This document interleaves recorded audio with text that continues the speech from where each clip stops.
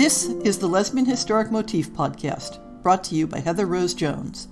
The show looks at lesbian and sapphic themes in history and literature, and historical fiction with queer female characters, including fantastic versions of the past. We present research, interviews, news of the field, book listings, and original historical fiction for your enjoyment.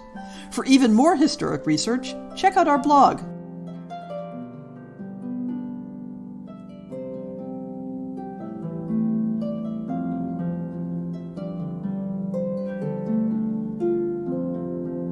In the Lesbian Historic Motif Project blog, I've regularly discussed how the French salons of the 17th and 18th centuries were the focus of a woman-led intellectual culture rife with possibilities for authors of historical fiction.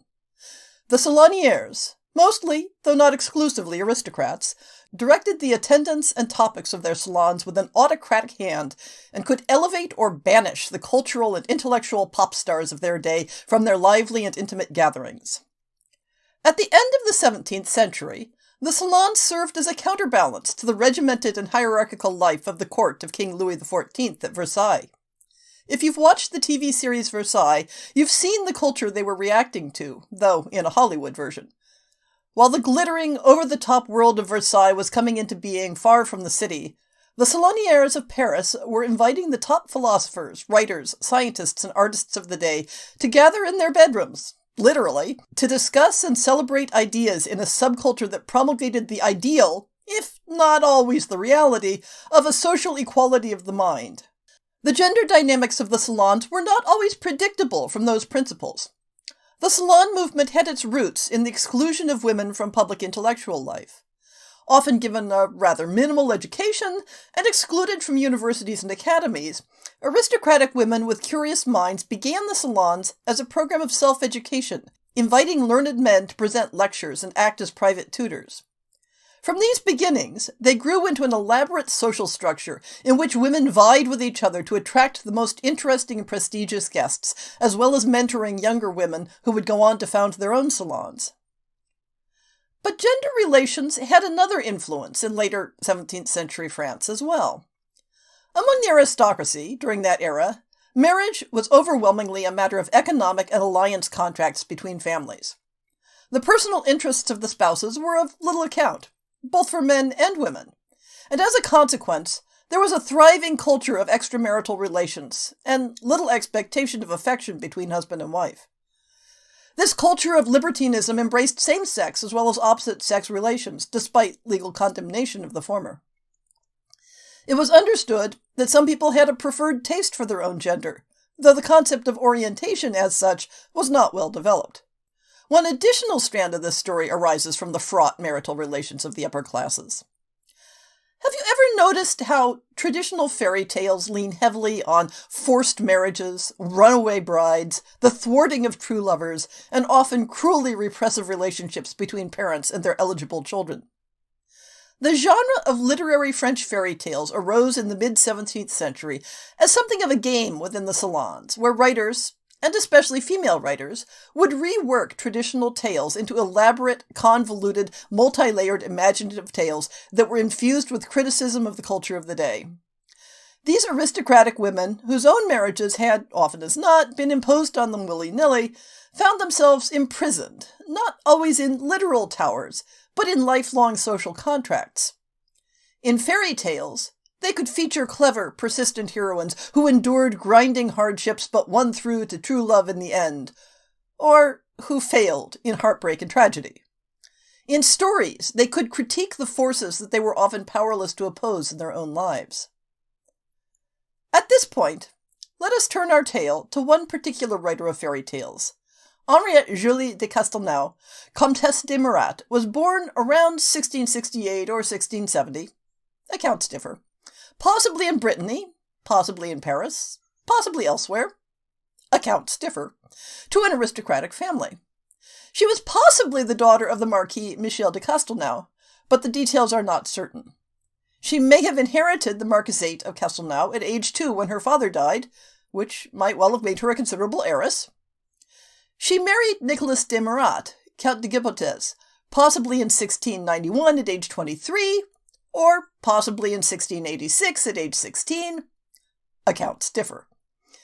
Many Many of the details of her early life come from a collection of legends about her written a century after her death. And some of the details in that work are easily falsified, hence the uncertainty. I can find no clear references to her husband's age, and evidently the later legendary history adds confusion from a second Nicholas de Murat. But if the marriage followed usual aristocratic patterns at the time, he was likely significantly older, and tangential evidence suggests perhaps 40-ish. And, following usual aristocratic patterns at the time, the marriage was not an affectionate one. Indeed, there are suggestions that it was an openly hostile one on both sides. Madame de Murat is later quoted as claiming that her husband made no complaints about her conduct and therefore it was no one else's business. However, a police report... Have I mentioned that most details of her personal life are taken from her police record? A police report includes the assessment that, quote, her poor husband only remains quiet in order not to expose himself to the rage of a woman who has considered killing him 2 or 3 times, unquote. But we'll get to that later. Around the time of her marriage, she became a regular participant in the Parisian salons of the Marquis de Lambert, and became part of the fairy tale writing set that included Marie-Catherine d'Aulnoy, who invented the term contes de fées, or fairy tales, and Catherine Bernard. De Murat began writing fairy tales of her own in the 1690s, but her earliest surviving published work in 1697 was in another genre entirely. One strand contributing to the development of the novel as a literary form was the fictitious memoir. Presented as a work of fiction, this genre provided a certain plausible deniability to the content when authors either detailed events of their own lives or criticized the lives of their contemporaries. Names were obscured by the transparent fiction of using only an initial or a nickname, but within this fictional costume, authors were able to openly discuss their own lives and experiences, an opportunity particularly embraced by female authors. De Murat's first published work, Memoirs of the Countess of M., was written in heated conversation with an earlier fictitious memoir, Memoirs of the Life of Count D before his retirement, by Charles de Margatel de Saint-Denis, Seigneur de Saint-Evremond. St. Evremond's work was openly misogynistic, depicting women as incapable of virtue and honesty.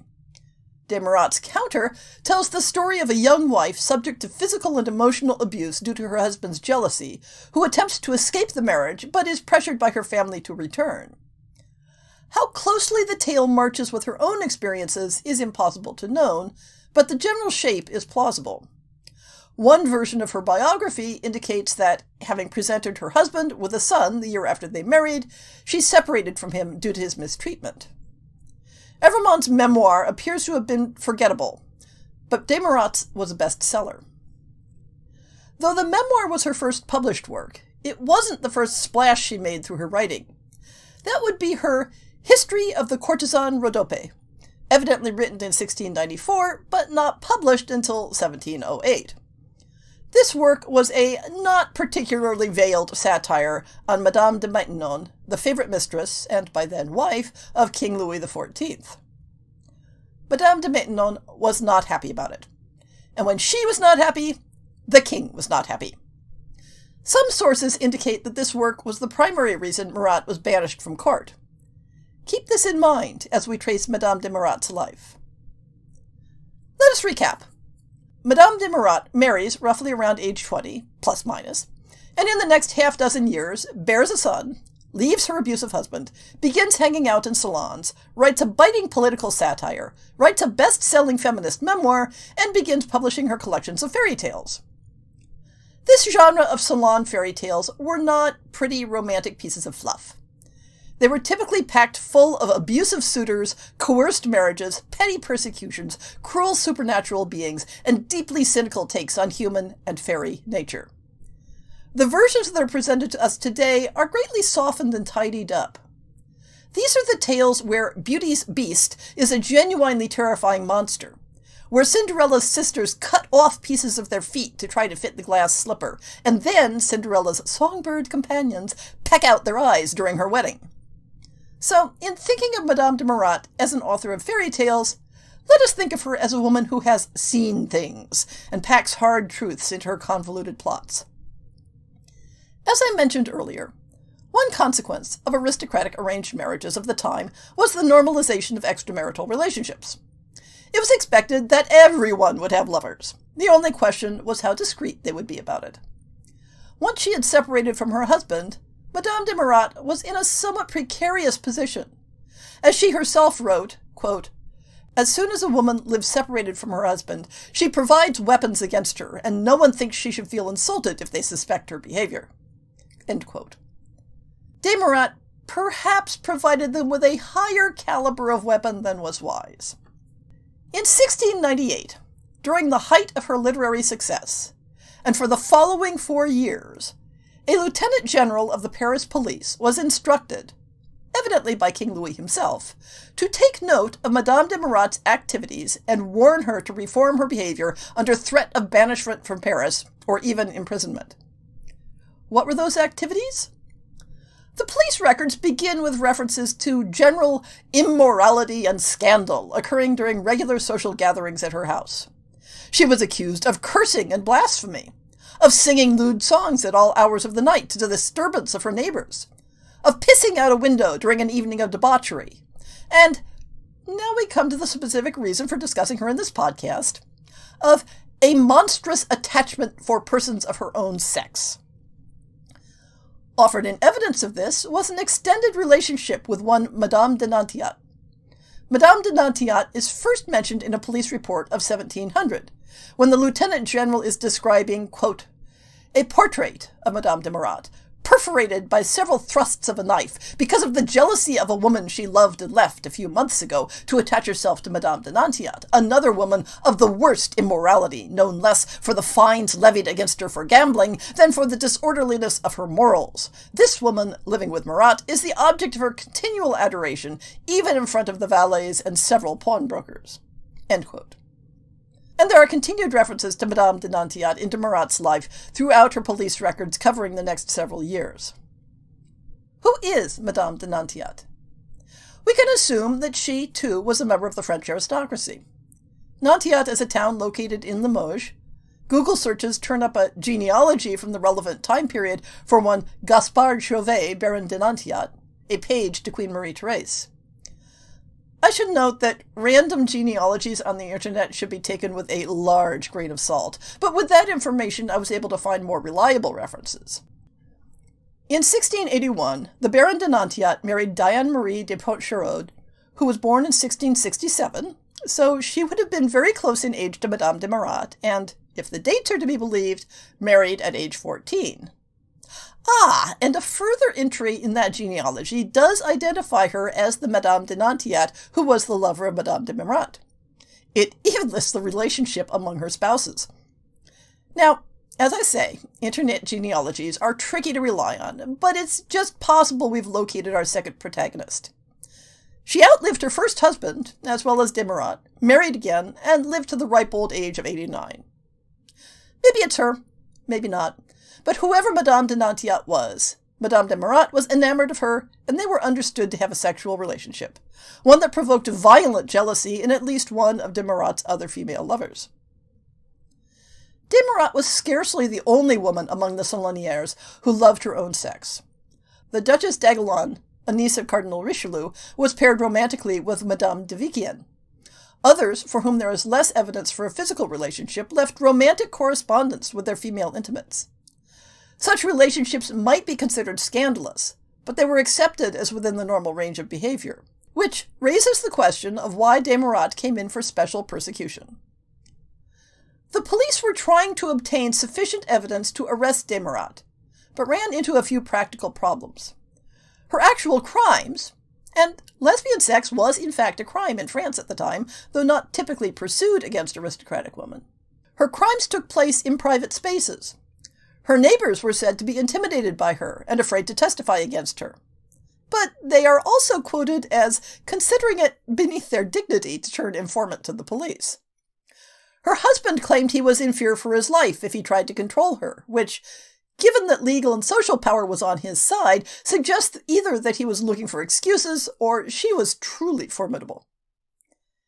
After the affair of the slashed portrait, de Murat claimed she was thinking of rusticating for a while, and this seems to have mollified official interest somewhat. She pleads that she had only delayed leaving the city due to destitution. She needed to pay her debts before leaving, and had no money for travel expenses or to make provision for her 7-year-old son. She has been surviving on loans and the profits of card playing. The police report sounds genuinely sympathetic to her. We hear nothing for more than a year and a half. One source suggests she may have spent the year in the Limousin region, staying with Madame de Nantiat, based on information in her journals. Then there is another police report. Madame de Murat, quote, has returned to Paris after a week's absence. She has made up with Madame de Nantiat, and the horrors and abominations of their mutual affection rightly make all their neighbors shudder. Unquote. King Louis XIV wanted her imprisoned, but she had friends in high places to run interference, presumably not just her fellow Saloniers. De Murat also claimed at this time to be pregnant, which must have been a bit awkward as a get-out-of-jail-free card, given that she was not on intimate terms with her husband. A later note refers to her, quote, pretending to be pregnant, unquote, to avoid imprisonment, and there is no record of a child, though given the scantiness of solid records of her life, this isn't definitive evidence. The police make reference to leaving it up to her closest relatives to determine where she should be confined, perhaps suggesting that her husband had entirely washed his hands of her. Within a week of her returning to Paris, in December 1701, someone sent the police a letter, quote, regarding the abominable conduct of Mesdames de Murat and Nantiat, unquote. The police strongly suspected that the author of the letter is a discarded lover, quote, who formerly reigned over the heart of Madame de Murat, unquote. Perhaps she of the portrait slashing? And who was seeking revenge for the reconciliation of Murat and Nantiat. This ulterior motive doesn't seem to have bothered the police much, for they noted, quote, the blasphemies, obscenities, and drunkenness with which they are reproached are not less true because of it, unquote. 2 months later, Madame de Nantiat left for the provinces, just barely ahead of a warrant for her arrest, while Madame de Murat remained in Paris. Consequences are closing in on her. One option is to confine her in a convent, but the report notes that, quote, she reckons that no religious community will be found bold enough to take her in. Indeed, I do not think there is a single one, and I could not have a good opinion of those that would be willing to take the risk, unquote. Imprisoning wayward female relatives in convents was a fairly common practice in 17th century France, but as the police noted, it wasn't necessarily a guarantee of virtue, especially when sapphic relationships were at issue. When Hortense Mancini, Duchess Mazarin, was packed off to a convent by her jealous husband, she was accompanied by her girlfriend Sidonie de Courcelles, and they simply carried on as before. When Julie d'Aubigny's girlfriend was sent to a convent by her disapproving parents, Julie infiltrated the establishment to break her out by simply pretending to be interested in taking the veil herself. In this context, there's an interesting episode in Madame de Murat's fictionalized memoir, in which an anonymous letter accuses the Countess de M and her friend Mademoiselle Laval of doing, quote, horrible things, unquote, together, and demanding that the police imprison her. In the memoirs, the two women are advised to retreat temporarily to a convent together, which, of course, would hardly prevent them from continuing to do whatever things they might have been doing together. One might think that this episode in the memoir was directly lifted from the events detailed in the police report, except that the memoir was published 2 years before the first police blotter item. The parallels, in whichever direction, certainly lend credence to a certain truth underlying both. 2 months after de Nantiat left Paris, Madame de Murat was sent to be confined in the Château of Loches. It seems to have been a fairly light imprisonment. She corresponded regularly with her family and her friends in Paris, and evidently entertained visitors regularly, though whether this consisted of recreating the philosophical salons of her youth, or of the wild debauchery her enemies accused her of, is open to speculation. But she kept scheming to escape. She forged a letter from her husband asking for her release. She staged a daring escape, dressed in men's clothing, but was caught, and then held in 2 other locations before being brought back to Château de Loches. She wrote an extensive journal of her captivity, framed as letters to her cousin Mademoiselle de Menot, which incorporated several more fairy tales. Finally, in 1709, 7 years after her initial imprisonment, she was paroled by the intervention of her friend the Countess d'Argenton, on the condition that she stay with her aunt, Mademoiselle de Dampierre, in Limousin. During that period, she wrote her final novel, which some consider her best work. She was not allowed to return to Paris until King Louis's death in 1715, a fact that strongly suggests that it was the king's personal animosity toward her that underlay her persecution, rather than the specifics of her sexuality. By the time of her return to Paris, she was in poor health and only survived for 1 year more. She died in 1716 at age 46, or 48. Accounts differ. Henriette Julie de Castelnau, Countess de Murat, lived multiple lives. Unhappy wife, literary hostess, fairy tale author and satirist, passionate lover, victim of royal persecution, stubborn rebel against her fate. In none of these was she unusual or exceptional for her day and age. But combined together, they present a picture of a complex, intriguing, and very human character whose life would make excellent material for fiction or the screen. She fictionalized her own life and lived the real version of her fictions. She loved passionately, if not wisely. Remember her.